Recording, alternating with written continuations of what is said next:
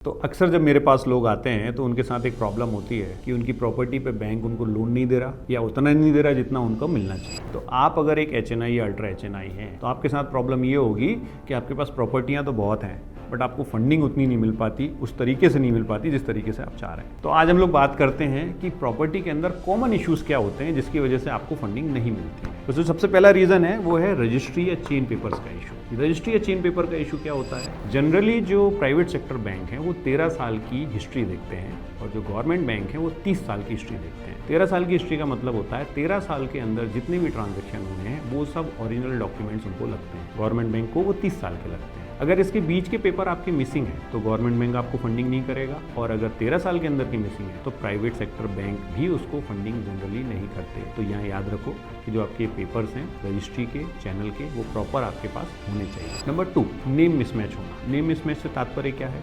नामांतरण, म्यूटेशन, यानी कि आप रजिस्ट्री तो रजिस्ट्रार में कराते हो बट जो नगर पालिका, ग्राम पंचायत या म्यूनसिपल बॉडी होती है वहाँ आपका म्यूटेशन होता है। तो मैंने ये अक्सर देखा है कि कई लोग वो म्यूटेशन कराते ही नहीं। ट्रांजैक्शन एक के बाद दूसरा, दूसरे के बाद तीसरा, तीसरे के बाद चौथा हो जाता है। तो याद रखिए, नगर पालिका में अगर आपका म्यूटेशन नहीं है, रजिस्ट्री होने के बाद भी बैंक आपको उसका ओनर कंसीडर नहीं करते। तो अगर आपने अपना नामांतरण या म्यूटेशन अभी तक नहीं कराया है तो तुरंत जाके कराइए। नेक्स्ट, मैप अप्रूवल, यानी कि जो आपको घर बनाने के लिए नक्शा मिलता है उसका अप्रूवल। तो एक कॉमन मिस्टेक मैंने ये देखी है कि लोग पहली चीज़ तो अप्रूवल मैप करवाते हैं तो उसका डिविएशन होता है, और डिविएशन से मेरा मतलब है कि आप घर बनाए हैं और उसको आप कमर्शियली यूज़ कर रहे हैं। तो ये बड़ी कॉमन सी चीज़ है। दूसरा, जितना आपको मैप में अप्रूवल दिया हुआ उससे आपने ज़्यादा बना लिया। और तीसरा, आपको अप्रूवल मिला ही नहीं है और आपने कंस्ट्रक्शन कर लिया। तो आप याद रखो, इन तीनों सिचुएशंस में बैंक आपको फंडिंग देने से मना कर सकते हैं। या दूसरा, आपको ज़्यादा कॉस्ट पर फंडिंग देंगे, और तीसरा जो बेस्ट केस सिनारियो हो सकता है वो ये हो सकता है इसका डिविएशन लेके वो आपकी कंसिडरेशन करना। बट याद रखना, ये तीनों सिचुएशन आपके फेवर में नहीं है। इन माई रिकमेंडेशन, अगर आपने एक्स्ट्रा बनाया है तो उसके लिए क्लॉज होता है कंपाउंडिंग का। आप अपने म्यूनसिपल में जाइए, वहाँ जाके बोलिए मैंने ये एक्स्ट्रा बनाया हुआ है, वो उसका आपको टैक्स लेंगे और उसको लीगल कर देंगे। दूसरा, अगर आप उसका रेसिडेंशियल का यूज़ कमर्शियल कर रहे हैं या कुछ और कर रहे हैं तो उसका भी आप टैक्स भर के लीगलाइज कर सकते हैं। और अगर आपने अब तक बिना नक्शे के कंस्ट्रक्शन किया हुआ है तो my dear friend, I will request you, जितने जल्दी हो सके मैप पास करा लीजिए।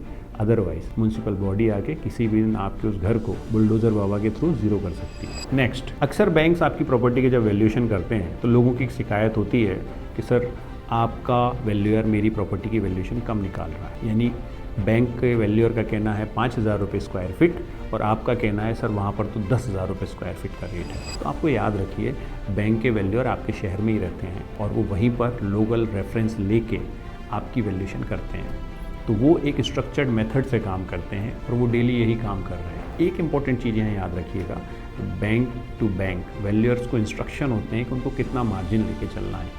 यानी मार्केट रेट अगर 10,000 रुपये चल रहा है तो 10%, 20%, 30% उनको बैंक की तरफ से इंस्ट्रक्शन है कि आपको उतना माइनस करके वैल्यू देनी है। क्यों?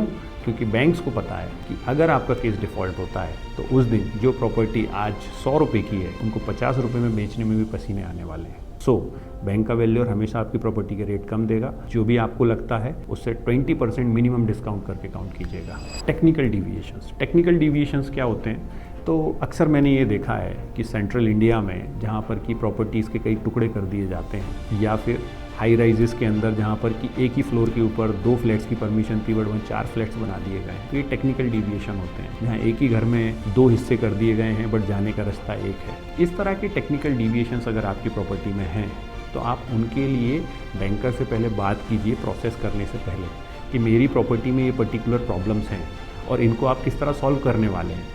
अगर वो कोई जस्टिफाइड आंसर नहीं दे पा रहे हैं, वेग से आंसर दे रहे हैं, तो उनके साथ काम मत कीजिए। और ये कुछ कारण हैं जिसकी वजह से प्रॉपर्टी की वैल्यू अच्छी होते हुए भी आपको फंडिंग नहीं मिलेगी। तो अगर आप चाहते हो कि आपकी प्रॉपर्टी फंडेबल हो, एनी टाइम कोई भी बैंकर आंखें बंद करके उस पैसे दे, तो उसको आपको रेडी करना पड़ेगा।